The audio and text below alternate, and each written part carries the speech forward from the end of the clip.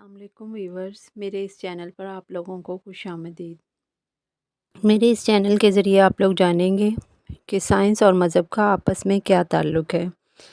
गो कि ये बात एक हकीकत है कि साइंस का मज़हबी अमूर में कोई अमल दखल नहीं, अलबत्ता मज़हब का साइंसी मामलात में दखल ज़रूर है। वो इस तरह कि आज से 1400 साल पहले कुरान पाक में जिन बातों के बारे में, जिन हकीकतों के बारे में निशानदही की गई, आज साइंस ये मानती है कि वो बिल्कुल सच हैं और हकीकत पर मबनी हैं। ज़मीन, हमारी अर्थ जिस पर हम रहते हैं, इसका हुजम आहिस्ता आहिस्ता कम होता जा रहा है। साइंसदानों का नज़रिया है कि ज़मीन के हुजम में आहिस्ता आहिस्ता कमी होती जा रही है। पहले ये जान लेते हैं कि ज़मीन किस तरह से वजूद में आई। इसके बारे में साइंसदानों का नज़रिया है कि एक बहुत बड़ा सितारा सूरज के करीब से गुज़रा और उसकी कशिश की वजह से सूरज का एक टुकड़ा कट कर खला में घूमने लगा और बाद में इसी टुकड़े को ज़मीन कहा गया। शुरू में ज़मीन का दर्जा हरारत वही था जो सूरज का है। रफ्ता रफ्ता ज़मीन ठंडी होने लगी और अब तक हो रही है।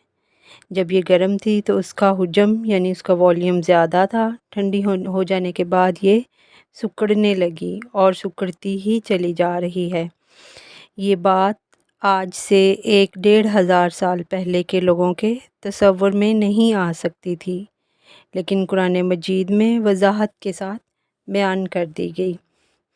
इरशाद बारी ताला है, अवलम यरौ अन्ना नअतिल अर्द नंकुसुहा मिन अतराफिहा वल्लाहु यहकुमु ला मुअक्किब लिहुक्मिही वल्लाहु यहकुमु ला मुअक्किब लिहुक्मिही व हुवा शरीउल हिसाब।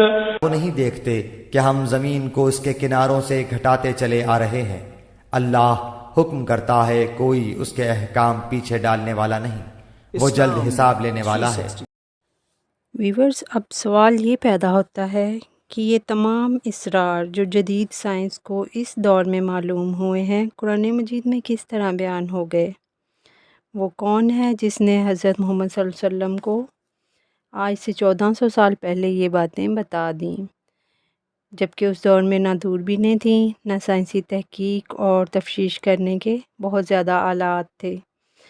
हर समझदार इंसान ये बात अच्छी तरह जान सकता है कि ये बातें कुरान मजीद में इंसानी तख़य्युल का नतीजा नहीं हो सकती, बल्कि ये सिर्फ़ और सिर्फ अल्लाह की तरफ से भेजी हुई वही की ख़बरें हैं जो उसने अपने नबी पाक सल्लल्लाहु अलैहि वसल्लम पर वही के ज़रिए लोगों के लिए पहुँचाईं। कुरान पाक में एक और जगह इरशाद होता है, कुल अंज़लहुल्लज़ी यअलमु सिर्र फिस्समावाति वल अर्द इन्नहु कान गफूरर रहीमा।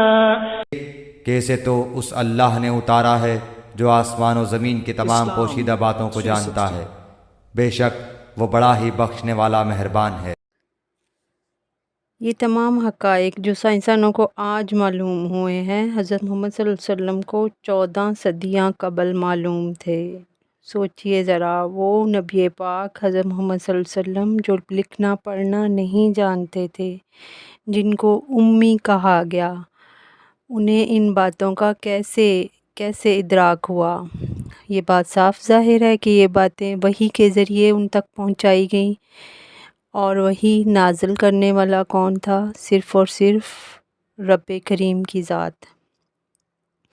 तो कोई भी होशमंद इंसान इस बात से इनकार नहीं कर सकता कि अल्लाह सुब्हाना ताला ही हैं जो इस दुनिया का निज़ाम बख़ैर व खूबी चला रहे हैं और नबी पाक ख़ातमुन नबीयीन हज़रत मोहम्मद मुस्तफ़ा सल्लल्लाहु अलैहि वसल्लम अल्लाह ताला के आखिरी नबी और रसूल हैं। और अगर आप इसी किस्म की इन्फॉर्मेशनल वीडियोस के बारे में जानना चाहते हैं तो मेरे इस चैनल को लाइक और सब्सक्राइब कर दीजिए और बेल बटन को पुश कर दीजिए। मिलते हैं नेक्स्ट वीडियो में, तब तक के लिए अल्लाह हाफ़िज़।